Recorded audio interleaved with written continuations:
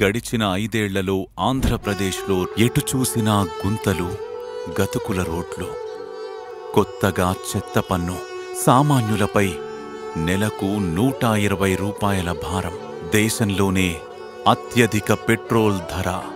ఆంధ్రప్రదేశ్లో సామాన్యుడికి బండి ఉన్నా కూడా రాష్ట్రంలో పెట్రోల్ ధరకి భయపడి తీయలేని పరిస్థితి. నెలకి 200 నుంచి 500కు పెరిగిన విద్యుత్ ఛార్జీలు.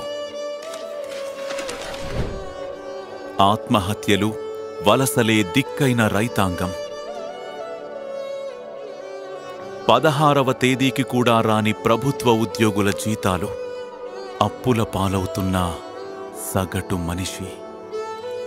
2019 వరకు కేవలం 200 రూపాయలు ఉన్న కూరగాయల ఖర్చు ఇప్పుడు వారానికి 500 రూపాయలయ్యింది.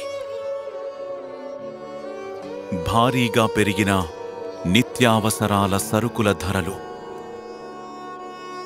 మద్యపాన నిషేధం. ఒకప్పుడు 60 రూపాయలు ఉన్న క్వార్టర్ ఇప్పుడు 160కి చేరింది. గడిచిన 60 నెలల్లో ఒక్కో కుటుంబంపై ఈ ప్రభుత్వం మోపిన అదనపు భారం 2,79,136 రూపాయలు. ఆంధ్రప్రదేశ్లో సగటు మనిషి జీవితం భారమయ్యింది. ఈ పరిస్థితి మారాలి. ఈ చీకటి నుంచి వెలుగు చూడాలి. మన జీవితాల్లో మార్పు రావాలి. అందుకే గాజు గ్లాసుకు ఓటు వేద్దాం. మన జీవితాలు మార్చుకుందాం. మార్పు మంచిదే.